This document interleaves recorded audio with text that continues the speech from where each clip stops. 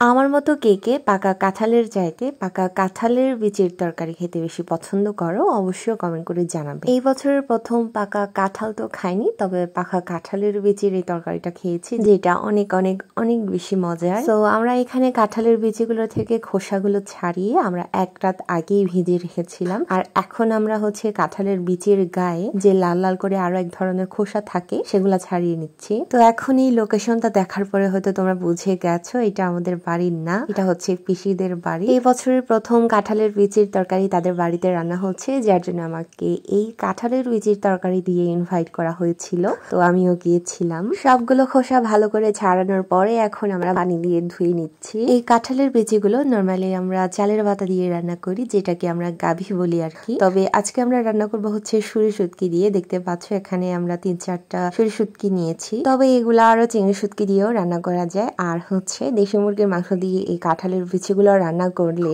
অনেক বেশি মজাদার হয় তরকারিটা। দেশি মুরগির মাংস দিয়ে যখন এই কাঁঠালের বীজের তরকারি রান্না করা হবে তখন মুরগির মাংসগুলোর চাইতে এই কাঁঠালের বীজগুলা খেতে অনেক বেশি ভালো লাগে। তারপর যে ঝোলটা থাকে আর কি সেটাও অনেক ভালো হয়। তো এখানে আমরা সবগুলো মশলা একসাথে পেতে নিয়েছি, যেখানে রয়েছে পেঁয়াজ, মরিচ, আদা রসুন বাটা, লবণ, হলুদ পরিমাণ মতো। এখানে আমি পিসির রান্না দেখে খেয়াল করলাম পিসি সবার আগে তার শুটকি গুলো ভেজে নিয়েছিল তেলের উপরে, তারপরে সেখানে নুন হলুদ দেওয়ার পরে মশলাপাতি গুলো দিয়ে দিয়েছিল। আর এখানে সে সরিষা শুটকি গুলো তেলে দেওয়ার সাথে সাথেই কিন্তু মশলাগুলো দিয়ে দেয়নি, এখানে সে সরিষা শুটকি গুলো অনেকক্ষণ ভাজিয়েছিল, তারপরে কিন্তু সে মশলাগুলো দিয়ে দিয়েছে। তারপর আবার এই সরিষা শুটকির সাথে মশলাটা ভালো করে কষানোর পরে এখানে অ্যাড করে নিয়েছিল কাঁঠালের বিচিগুলো। তো এই কাঁঠালের বিচির তরকারি তোমরা কিভাবে খেতে পছন্দ করো তার রেসিপিটা অবশ্যই আমাকে কমেন্ট করে জানাবে। আমি নিত্য নতুন ভাবে ট্রাই করার চেষ্টা করি। তোমরা যদি কমেন্ট করে তোমাদের রেসিপিগুলো জানিয়ে দাও তাহলে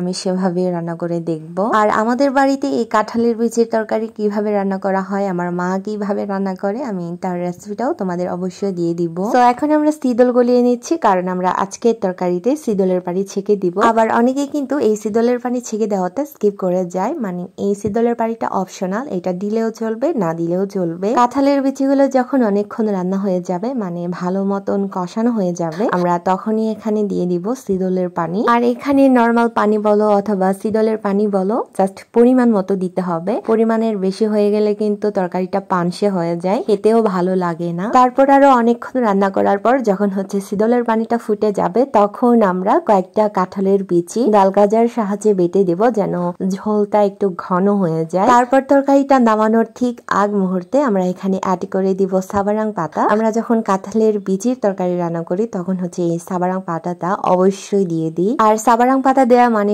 তরকারিটা হয়ে গেছে। এই তো পিসি নামিয়ে নিচ্ছে তরকারিটা, দেখতে পাচ্ছ তোমরা কালারটা কি পরিমাণ সুন্দর হয়েছে। আর পিসির হাতের এই কাঁঠাল বীজের তরকারিটাও কিন্তু জাস্ট অসাধারণ ছিল, অনেক ভালো হয়েছে খেতে। তো আজকের ভিডিও তোমাদের কাছে কেমন লেগেছে সেটা অবশ্যই কমেন্ট করে জানাবে, আর ভালো লাগলে অবশ্যই লাইক কমেন্ট শেয়ার করে দিবে। আর দেখা হবে নতুন আরেকটি ভিডিওতে নতুন কোনো ভিডিও নিয়ে। সে পর্যন্ত সবাই ভালো থেকো, সুস্থ থেকো, নিরাপদে থেকো। Tata, bye bye.